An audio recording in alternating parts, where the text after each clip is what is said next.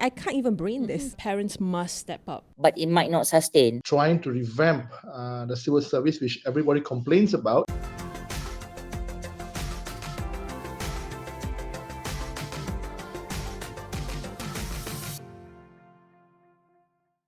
Hello, everyone, and welcome to another episode of Beyond the Headlines. My name is Amalina Kamal. And I'm Hazrin Hassan. And today, in this particular episode, we will be exploring two pressing issues that impact our nation, one being the public service leadership changes and their influence on governance, as well as a discussion on literacy and numeracy gaps in early education. Now, for the first topic that we want to talk about today, Hazrin, I think we should focus on the youngest members of our society having to face, a slow rate of, I suppose, education access, or at least reading capabilities here. And earlier this week on September 9th, our education ministry also highlighted that nearly 28% of our students actually have been facing this issue. Yes, that's right, Amalina. Nearly a third of all of the Year 1 pupils enrolled for this year's academic session have actually been identified as not being able to read, write, or count, or essentially put as the three basic M's, as revealed by the Education Ministry earlier this week. The Education Director General, Azma Adnan, said that over 120,000 pupils have been identified for what the ministry calls the Literacy and Numeracy Intervention Program through an early screening that was carried out by teachers back in July. And of these 120,000 plus pupils, about almost 63,000 have yet to master both literacy and numeracy. He said specifically over 45,000 pupils have not yet mastered literacy, and almost 14,000 have not yet mastered numeracy. So this is quite an alarming trend, and is a huge wake-up call, and there's really something we need to do about. Yeah. And because the numbers are certainly alarming, right? So what the government is actually going to do is that within that 3-month intervention program, if the students do not master literacy and numeracy, they will continue in this program until they are competent enough. Now, the DG, Dato' Azman, also mentioned that starting this year, the ministry will improve on the reporting system so that parents can assess their children's examination results online twice a year. What else can parents do? Well, for one, Amalina, parents must step up. And I think that goes obviously without saying, because their child's development goes on beyond the schooling hours. It carries on at home, and everything starts from home, right? But one thing to note, and this is something from an education expert from UKM, a senior lecturer, Dr. Anwar Ahmad, he says that the Education Ministry, on top of their intervention program, must also present a report card on its 4 initiatives to address these learning gaps. He says that the report card should be supported by data and a clear evaluation system. And the move, he says, would help parents, teachers, and the public understand the efforts and hard work invested in improving the education system. So I almost see it as a synergy of sorts between parents, teachers, and the entire community in ensuring that education is accessible for children and also made easy. As again, not all parents are going to be equipped with the knowledge and the know-how in terms of assessing their children's development and knowing when to intervene and help along. So it's initiatives like these, through intervention programs by the ministry, whether or not it's enough to actually address and remedy the issue. But as a starting point, if we can start with just the diagnosis through this intervention program, I think it's always a good step forward. Yeah. So the follow-up assessment is not just supposed to be, part of the teacher to be, I suppose, looking into, but everyone that is helping raising that child. I mean, it goes with the saying that it takes a village to raise a child, right? Definitely, yeah. So it takes the community, everyone involved in there. And providing us his expert insight, we have Scholar Malaysia co-founder Dr. Mohammad Tazli Azizan giving his expert take on the matter. I wouldn't want to blame in terms of the curriculum that we have at the moment. But in that sense that it also doesn't help much, that kind of intervention that was planned because of COVID. We were told that before this there are some kind of plan of intervention, but we didn't see that much actually after that.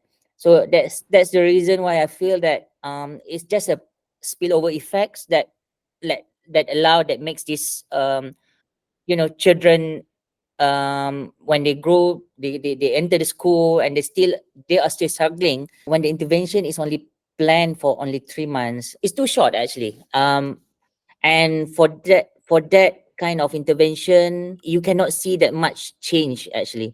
Even to the extent that you can see maybe some changes that happen just because that you are pushing the for example, like we are pushing towards getting the result, but it might not sustain. What I'm also afraid is that we have a tendency that, okay, we already planned for 3 months kind of intervention, there must be a result, you must show the result at the moment as well. What I also feel is actually the teachers, they are lacking of professional development skills, especially when it comes to teaching the current children with the modern pedagogy. They are not being exposed well with the training. For example, like if let's say we talk about active learning, for example. So how many of them do really know this the way that to implement active learning inside the class? Maybe they just think about fun learning, but it's actually to make sure that the students are learning well. So there are certain stages or certain steps that they need to learn.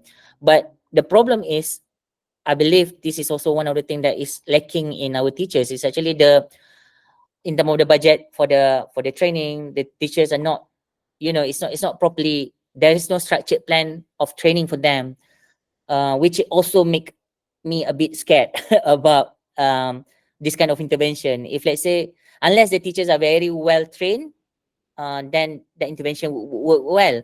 But if let's say the teachers still use the old approach, the old method to make sure that the current students are learning, especially these special children who are not be able to read yet, then that might be a problem as well. During that time, you may start to actually having the what do we call that, occupational therapy, something like that, right? I mean, someone who actually have expertise in this area and be able to diagnose the students, so that we can roll out, for example, like some of these students actually are autistic, some of them are dyslexic, so we could help them differently, rather than we put them in the same intervention program, because that totally require different kind of approach in order for us to make them learning. And yes, when it comes to assessment of these particular students, we cannot just simply test them towards the end, like on the standardized test, for example. But then there should be some kind of real world problem solving task that we could track progress over the time. There could be some kind of activity, fun based activities that is being done along the way, and from that the teachers can make observation and report on that. Just speaking of experience, right? As a father of 4 children who actually used to be, for example, like my children, they grow at different age, they bloom at different age.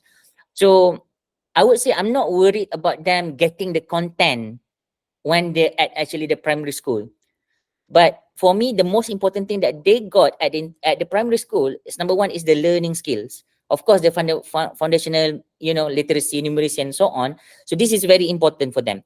Second one is about them, for them to come to school regularly so that they can make friends with others. And then the least concern about what they're learning is about what the content of what they learn. Actually, for me, it's not that important, because I believe that as long as they got the right learning skills, then at any time later on, at any stage later on, they'll be able to learn by their own. They'll be able to learn by themselves. As I said earlier, that if let's say you just want your children to love going to school, they already have enough on their plate back at school. And if we keep putting a pressure for them as well, it may not be good for them. So that's why it's always for, if let's say we can just lower a bit our expectation, just to allow them to enjoy going to school, to enjoy for them making friends at school. I think that's a good starting point. My younger son, for example, he can only start to read at 7 years old after a few months that he entered school. But I'm not worried that much, because based on the research as well, it shows that the boys is a bit late bloomer. I mean, like they managed to be able to get to read at 7 or 8 years old. But as long as they're being exposed to the ecosystem, to the right ecosystem. For example, starting from their baby, from their like in the when they were toddlers, they're already being exposed to books, even though they cannot read books. But for example, like there are some storytelling activities with them when they enter even the play school. There are some kind of reading time. Just the teachers are reading the books for them. So that is fine. My concern also is actually for those who had never been exposed to reading ecosystem at all. And that is actually the challenge. So we need to be very careful in actually when we're saying that these particular children, 28% of them are not be able to read, uh, which ecosystem that they belong to. Do they belong to the reading ecosystem that they just it's a matter of time for them to learn reading afterwards, or they had never been exposed to reading, even actually the parents are not reading at home, because we cannot expect just the teachers to do the intervention without parents inside there. So the parents had to come through as well, and the parents had also need to be exposed to way how to teach literacy, all this kind of reading literacy and numerical and so on, even at home, to make sure that they be able to spend some time with their children, and exposing them to the right environment and ecosystem.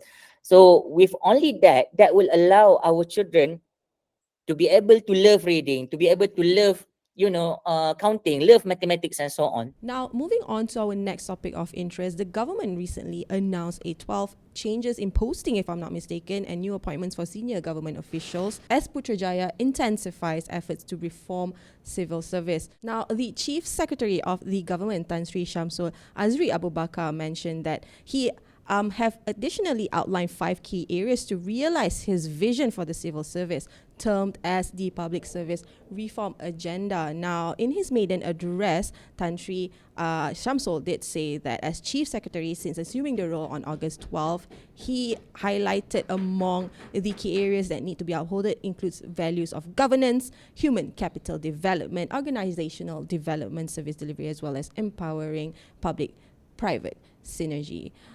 Hazwin, I just like to take a moment here because, when there is a reshuffle on one end of the spectrum, the debate or the argument is that, at least, the government is looking at the loopholes and they are, looking to fill positions with people who are much more appropriate for the role. But on another end, they are arguing, with all these changes, you have to factor in the transitions that come in, right? So people have to adapt to new environments, new management styles and stuff like that.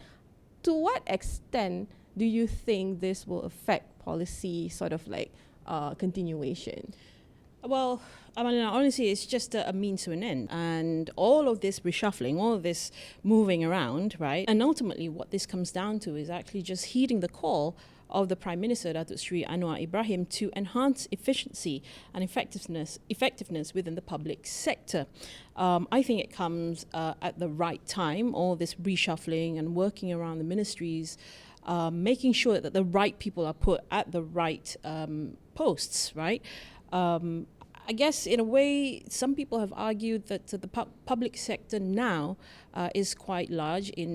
Some may even go to the extent of saying that it's actually quite bloated. So reducing all of this fluff, as one might put it, I think is necessary, especially to make more things more efficient within the government. So yes, everyone is welcoming this move. In fact, QPEX, or the Congress of Unions of Employees, is saying that this is going to be hugely beneficial moving forwards. This is the kind of steps towards reform that the government has to take. Right, and just to echo our current Secretary General, Tan Sri Shamsul here, he's saying that this particular move is in line with the aspiration of the government of the day and wanting to ensure that the civil service sector aligns with the national aspiration of the Madani values.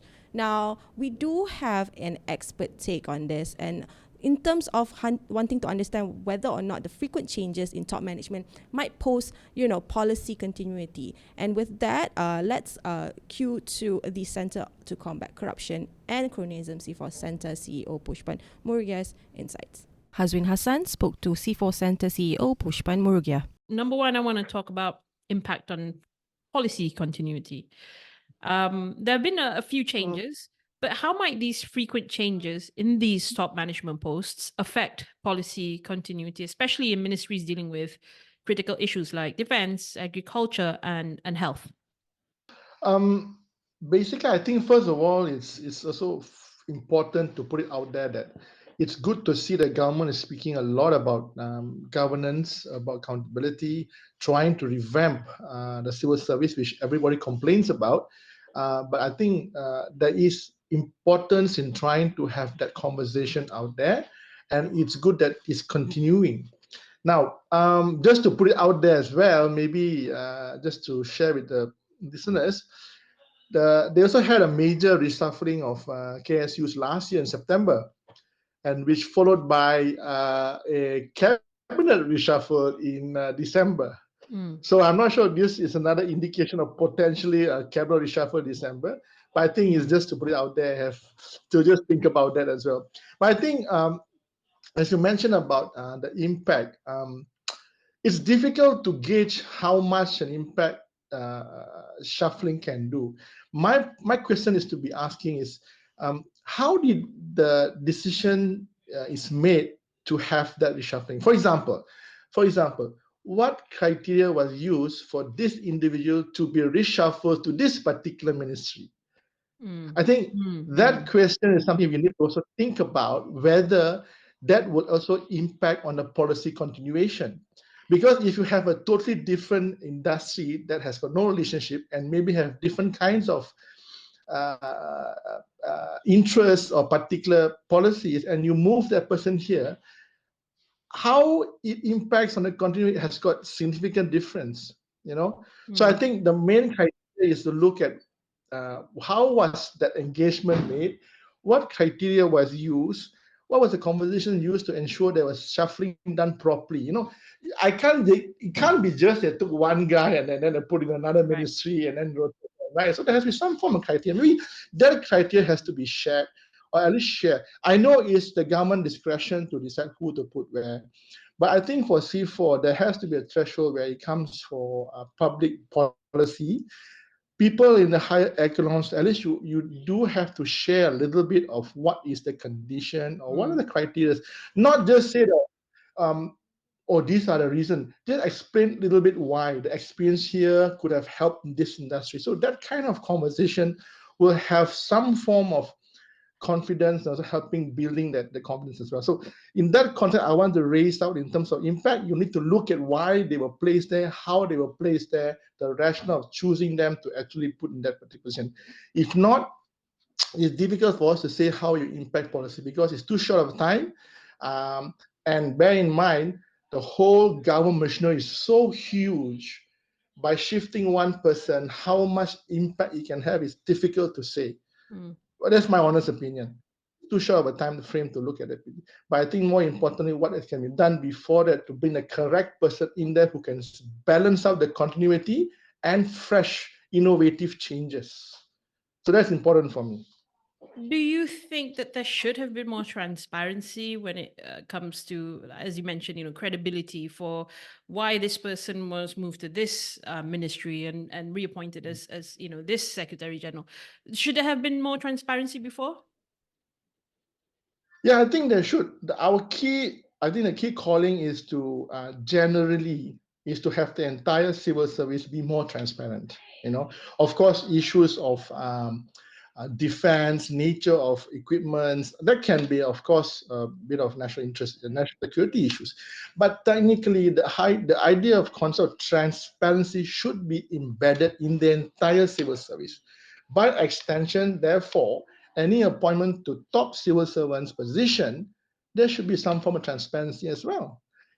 That leads to confidence building, that leads to the ability to people to see the performance, whether that experience helped in developing the civil service into a much more efficient, cohesive ministry. So those are key elements. That's why I call for, you need to have some form of transparency in that particular nature.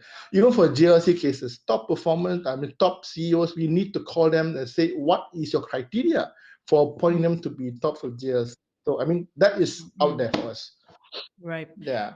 And obviously all of this, like Prime Minister Dato Sri Anwar Ibrahim, he said that it's all, he was the first one to make the call to making sure that government is more efficient, speedy, and enhanced in terms of, their operations. So this is all in part of the broad public service reforms. Now, three things were emphasized, three key goals to achieve from this reform is speed, agility, and dynamism in public service. Now, with these changes in the top leadership, how effective are they in actually achieving those three goals? Okay, first of all, I might want to ask back the question.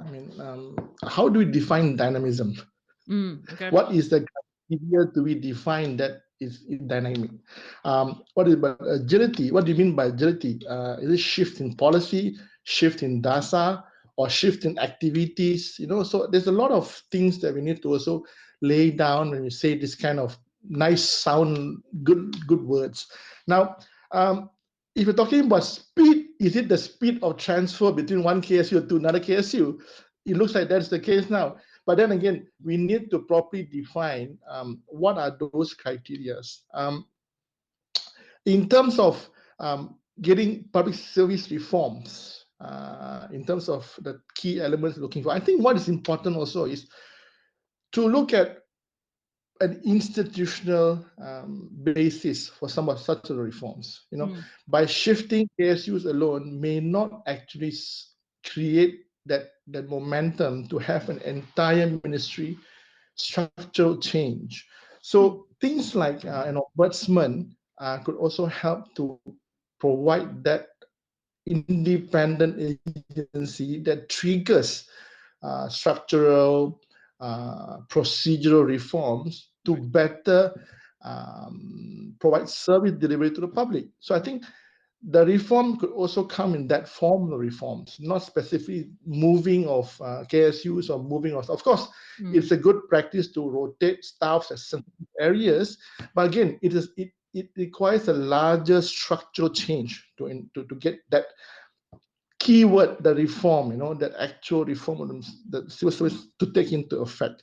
Now, one suggestion came about, I think this was from Tan Sri Thai, to look at actually to improve the service delivery is to look at outdated regulations, outdated laws within the ministry. How do we want to update those laws? How do you want to update those regulations? For example, procurement regulations, there's so many of them. So which one do you apply? So there has to be cleanup of that kind.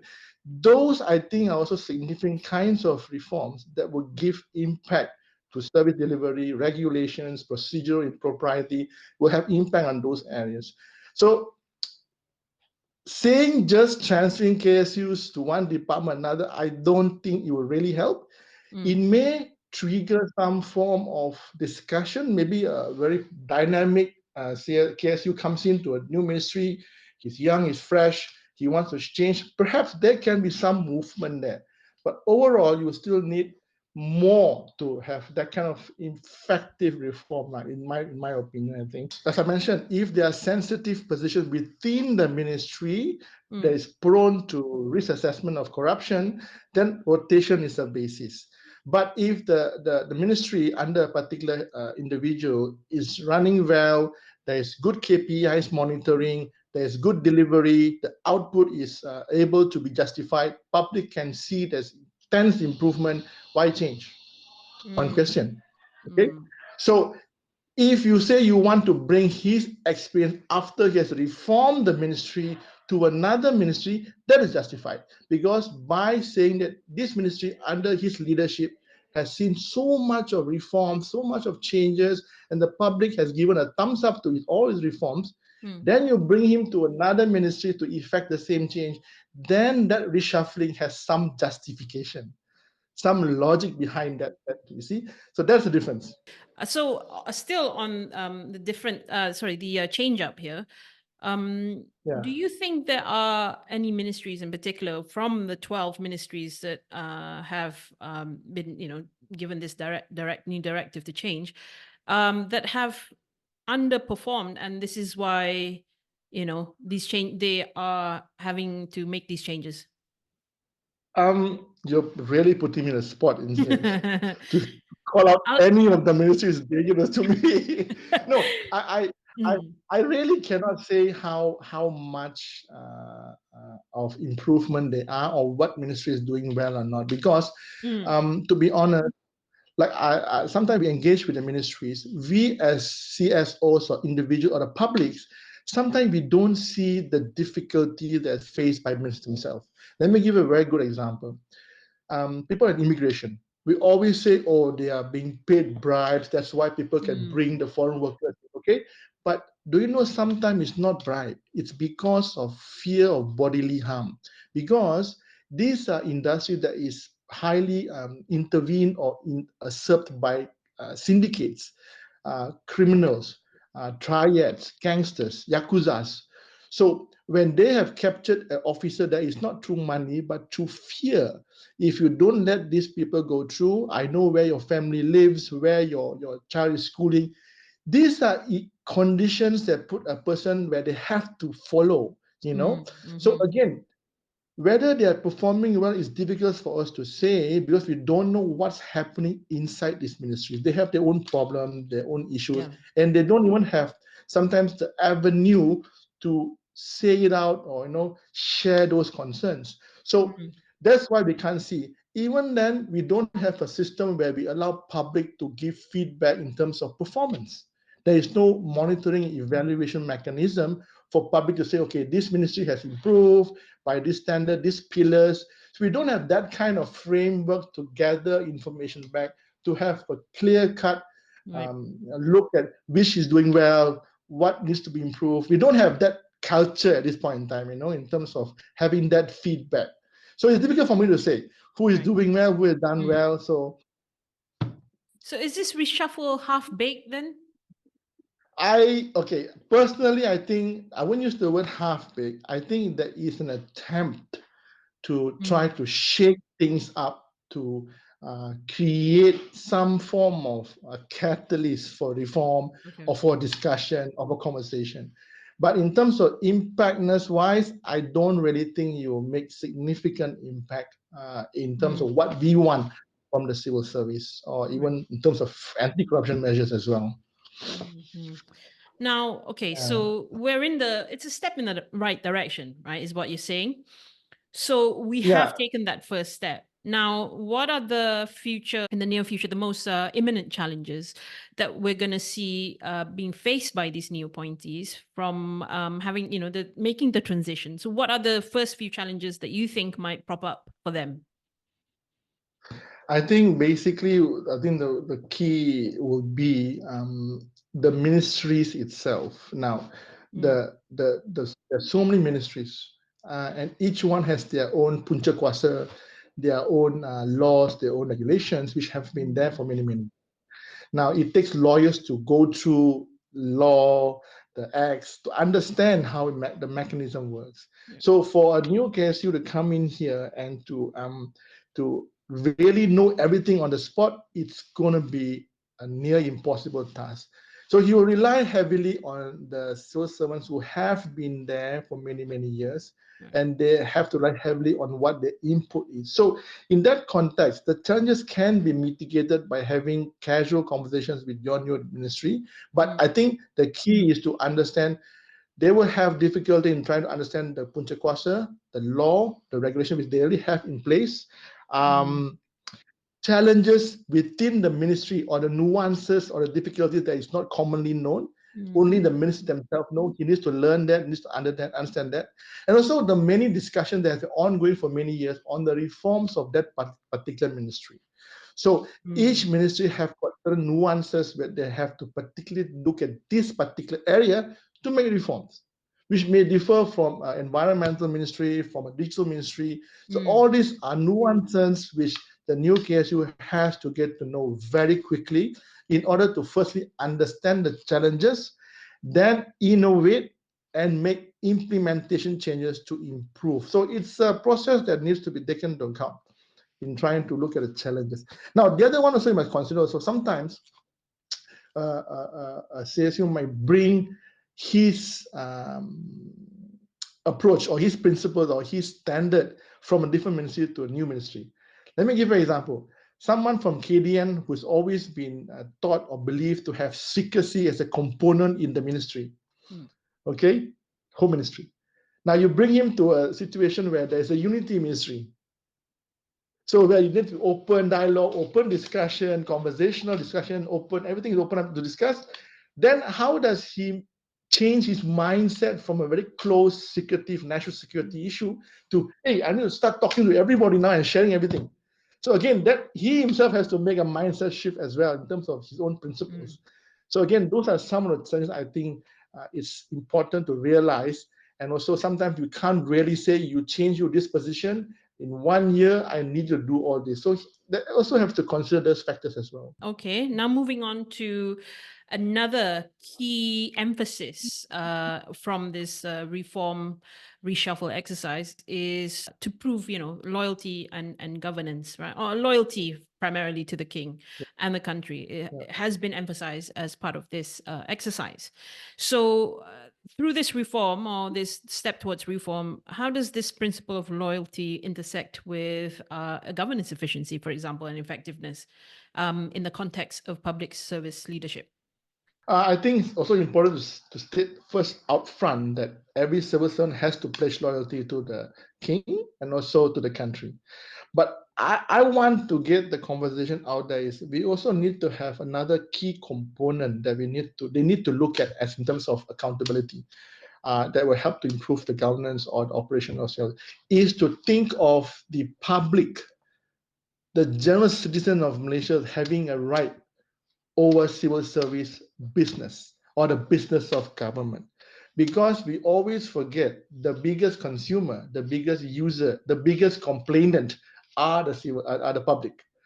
So when you speak about that kind of governance reforms you want to speak at, if you do not extend the anticipation or the expectations of the general public, then you fail to identify your biggest stakeholder. Right. Loyalty to king is a must. Loyalty to the country, sometimes defined as government. We're not too sure how to define it, how individuals define it. But I think we also need to put it out there specifically that you need to be accountable and you need to look at the stakeholders, the biggest one, which is the public. And they are actually the people that will help you drive, to help you make changes. If you can get them to support you, get them to appreciate your work, then you have a very symbiotic relationship with the public and the government machinery.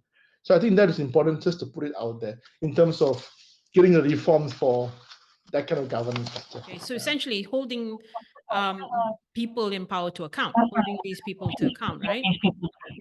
Yeah. And also, I think not only account, also maybe getting the public to be interested to participate, to hear their voice. Now, let me just quickly elaborate a little bit more. There is an idea that we are working on in terms of Freedom of Information Act. So in all our discussions, we can't blame the civil service. They keep thinking of them as being the patriarchs or the person that actually has to hold the information as a secret. When you ask, you have to ask you why you want the information. But they forget to understand that they are only custodians. General information in the government's hand is actually belonging to the people. So if you have that kind of approach, then you mismanage or you misdirect the intention versus your stakeholders. So that is an example of where we want to get that engagement to come into a ministry to understand the biggest stakeholders and the biggest supporters can be the public. They know you have difficulty, they will support you. Right. Now, taking into account this as the big strategy moving forwards, right? Making sure that the biggest stakeholder out there, which is people, the general public, are taken care of and they are being accounted for. Long-term strategy in terms of these changes, right? What should the government do, and how do they fit into what they've done now? How do they fit into the broader long-term strategies for reform? Okay. It's an interesting way I want to put it across, because we are coming from anti-corruption activities. But I think the first simple thing we need to look at is the institutional or structural changes that has been in place for the last 30, 40, 50 years. Once we really identify, once we have the political will to make changes to our structural positioning, I think the reforms will come. Now, a good example of what is the structural change, the independence of our regulatory bodies, MACC in particular, the independence of the public prosecutor, who is now together with Attorney General. So these are institutional reforms that will actually help to increase accountability, increase public good perception, and also increase the effectiveness of civil service, knowing that there is no interference, there is no meddling from those in power, those in elites, politicians. They can do their work freely. Bear in mind, we know, CSOs, civil society know that a lot of civil servants only want to do their job properly and do it properly without getting into all kinds of nonsense, all kinds of illegality. They want to have a clear conscience of doing their work. Everybody wants that. Right. Sometimes they're put in a position where they are forced to do things which they don't like, but then there's no mechanism to allow them to not do it. That's another reform for whistleblower protection. So if you have those institutional reform in place, I think that will give a long way to improving the governance structure, accountability, and civil service effectiveness alone. Another short-term immediate solution we can look at is, we have been pushing for the ombudsman. C4 is right in there discussing us ombudsman. So, and the government, we are grateful. The law ministry is also very positive to push for an ombudsman. And I think even the PMS has agreed that he wants to see an ombudsman. So, but with the final outcome of ombudsman, I'm not sure how the details is going to be, but there is intention, there is positive movement in that area. Ombudsman can be a very powerful government tool or statutory body that can move or change if the ministries or because it works on a basis that it is a pressure point, a reform mechanism within the government. So it's not confrontational, it's conciliatory. So that is one quick amendments or reforms that the government can do very quickly to actually show that there is move to make institutional changes and reform that will actually help in the long term. It will also help the government in terms of perception. Your CPI will be much better. The public's view of you will be much better. Now there's so much allegations of selective prosecution simply because the AG and PP are together. AG is a political appointee. So when you break them up, they are independent. People don't have that excuse to argue anymore. It becomes independent. Perception becomes better. I think that's where the reforms has to also be in terms of institutional and legal reforms to actually change the structure. Could the ombudsman, you think, actually just cut through all of this and just have that law in place and have them hold the government accountable by making things more transparent, rather than just, having this reshuffling exercise where, as you put it, we're not really sure how it's going to deliver? I agree. I totally agree. But the only difference is that ombudsman, you also need to have a mechanism in place. The independence of the ombudsman has to be guaranteed. The tenure of the commissioner has to be secured, similar to the judges. So again, that passing of the act also needs to deal with the implementation process. So the difficulty will be, once you pass that act, you also have to plan out the implementation. Many of us are guilty of saying, oh, once the act is passed, everything is done, get done a job. No. The more important part is, when ombudsman has been passed, for example, how do you implement it? How do you get the state to be involved in the conversation, in the implementation process as well? So it's not so easy, but I think the fact that we are looking at that direction, it's a key indicator of there's potential movement forward. And these are things that we want to see. Unfortunately, for all the good things I've been saying about you, there is also not any actual reform that took place for anti-corruption. So again, we need to balance that perception with action that can actually prove that there is initiative to move forward. Now, you mentioned just now on public perception and ultimately their trust, right, towards government. So this first step, making this reshuffle of 12 ministries, is it enough so far? Okay, to be honest, my honest opinion, it has got no effect for me. You know why? If I speak to my friends on the road, they don't even know who is shuffled to where, who is sitting where, and who has moved to where. Nobody is kind of interested. All they are trying to do is trying to analyze who is sitting where and for what purpose. Is there a political power play involved? Is there an indication of who is the next minister in the next shuffling process going to be? They are not interested if whether that person going to this new ministry will have an impact. Well, what is his criteria? What is he going to change? What was his background? What was his innovative plan before this? So that conversation is missing. So in terms of perception, I don't really feel there is any. Of course, there's the elites will talk about it. Those who are in the know will talk about it. But the general public, I don't think even know who is moving to who, to where. Sorry. I think that's quite right, because I, even, being in news, I know that there's 12 ministries across the board, but you don't really remember, which ones, and ultimately Correct. it sort of gets lost in that, list, and all you know is, Yes. oh, there's a reshuffling exercise going on. But if the Prime Minister, if Anwar is really serious about these reforms that he's been talking about so much now, um, is there any way that he can further maybe enhance, achieving these goals through these reforms, or is this really just a wait and see kind of thing for him? Okay. If you're talking about that shuffling of the KSUs and you want it to be effective, the one way I can think of is that you need to also have in place specific KPI, specific output, what you want to achieve in the next 2 or 3 years. More importantly, monitoring of that process. And the question now is, how do you monitor improvement or worsening of a situation? So those are the mechanisms that you have to put in place. And now, who are the one that's going to give you that data? It's going to be the public. So you need to have a mechanism where actually monitors this performance of these heads, and where the public can give feedback for them to collect data. So if we can do that, a clear KPI, publicly known, outputs or the outcome that they want to achieve, the monitoring mechanism, and the biggest stakeholders to able to give input.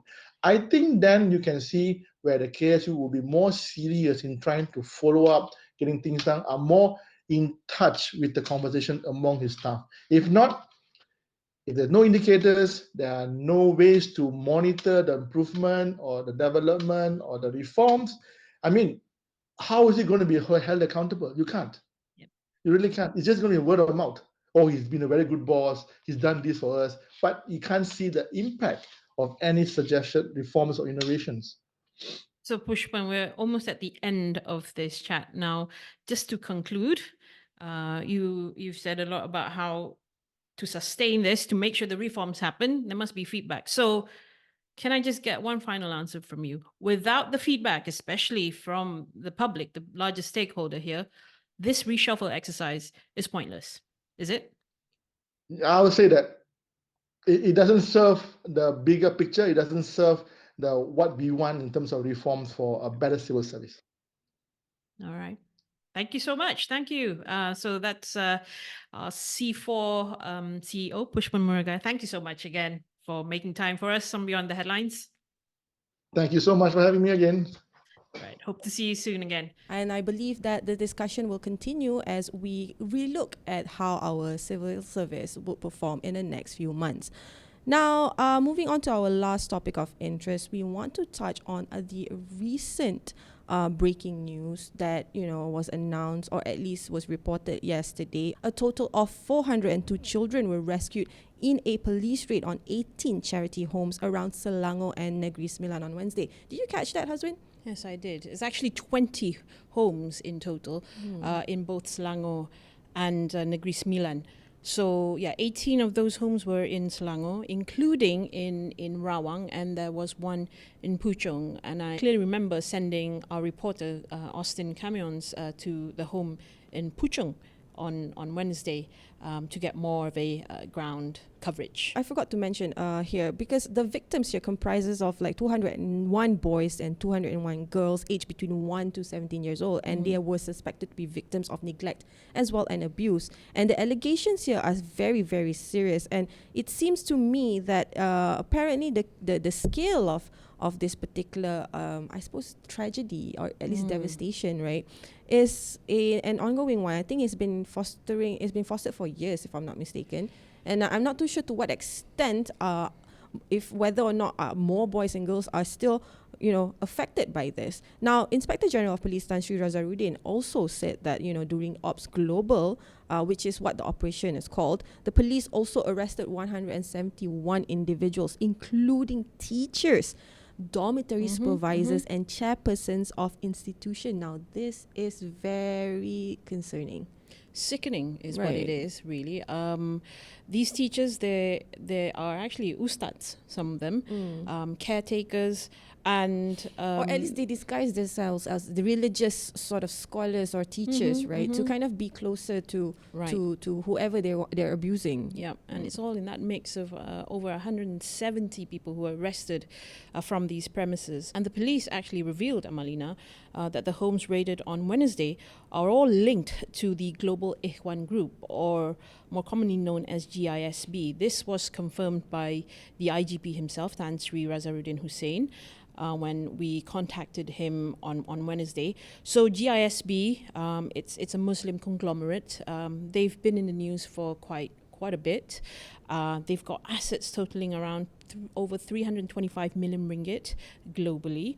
And it operates a vast network of 415 business outlets across 20 countries in Asia, Europe, Africa, and Australasia, as reported by an online portal. And in 2010, they were established from the remnants of the Arkham Group. And I think that's going to be quite a name familiar with these sort of headlines, right? And so Global Ikhwan generates an annual revenue of 187 million, comparable to many public listed companies. So this is just really concerning that at this scale of, a company or a group, a conglomerate, being involved, being tied to something as heinous as this. This is really concerning, especially involving such young children. Yeah. But then certainly, as you mentioned, this is not the first time Global Ikhwan has been in the news, right? And in the past, it's under definitely a different name. Well, But just to kind of highlight the extent of the seriousness of this particular situation that we're facing right now, because the victims, mind you, they are children, or at least minors here, were injured. If they're not, abused, they were injured with heated objects as punishment for mistakes, and were touched inappropriately. Now, under the disguise of performing Islamic medical treatments. Now, unfortunately, we have a group of people who would misuse, this sort of, I suppose, character that they're trying to portray, right? But to what extent? Because I believe it's going to cause a retaliation among the general public, and for this particular investigation, which is called Op Global, so IGP so far has mentioned that the offences pertains under the Child Act 2001, Sexual Offences Against Children Act 2017, the Anti-Trafficking in Persons and Anti-Smuggling of Migrants Act 2007, and the Penal Code Act 574, among other applicable laws. Now, I mentioned earlier that this particular raid was pinged because there was in the Podixon case, there was a report earlier in the month, kan? But as reports go, apparently from 2011 until September 7 of this year, the police have received a total of 41 reports against the business group, including 19 in Selangor, 13 in Negeri 9, 1 in Perlis, 3 in Kedah, 2 in Penang, 1 in Kuala Lumpur, 1 in Melaka, 5 in Johor, 2 in Penang, 1 in Terengganu, and 1 in Sabah. And you know what's really scary is that actually some of these reports, they were retracted previously, and only now the police are revisiting these reports and opening investigation papers, because obviously these allegations have turned out to be true. And in fact, the police actually they followed a trail of intelligence that they've collected over the last few months. So it all adds up. You these people, and some of what we were told yesterday by the police, these reports actually came within these homes. So it was people who work there, the teachers, workers, and those people. They were the ones who forwarded their reports, but had to retract them for whatever reason. We couldn't confirm what the reasons were, but the police did say that they are going to go back and see to every one of those reports. Yeah. Apparently, in the Port Dickson case, 6 suspects aged in their 20s to 40s, comprising 5 men and women, were arrested. And the IGP said that based on the intelligence received, the victims were exposed to sodomy before being sodomized by caretakers and then forced to sodomize other residents. I'm not too sure why I even emphasize that, but this is very brutally, I don't know, it's like I can't even brain this, Right. Yeah. I mean, it's just really frightening to think that these are charity homes, that the parents have left their children there, and children as young as 1 year old have been exposed to this.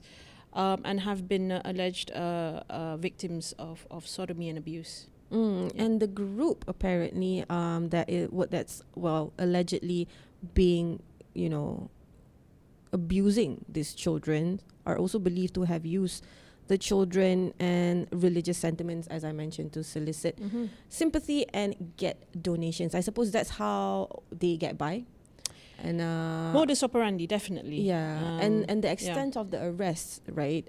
More than 170. 171 to be exact. Yeah, suspects and hundreds of children being impacted. But and again, I want to stress this is probably the ones that have already been rescued. But what about those who are still out there? I suppose as a community, as a good Samaritan, probably what you want is to just like look at your surroundings. If there are signs that you think the police might want to look into, be that concerned citizen that you are, right?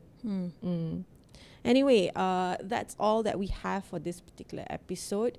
If you do like this episode, don't forget to like, comment, and subscribe. Don't forget to also turn on the notification bell if you haven't already. And if you have already turned on or followed us on NST Online YouTube channel, you will not only get Beyond the Headlines update, you will also get other reports on our website. And I would like to also thank my co-host for being here on set. Always a pleasure. Yeah, I know we ended the episode with such a, I don't know, it's not even a high, right? Because of that news. But of course, it's just gruesome. Yeah, but of course we're here to deliver you the report and give more than what's on the headlines, right? Yeah. Anyway, my name is Amalina Kamal, and I'll see you next week.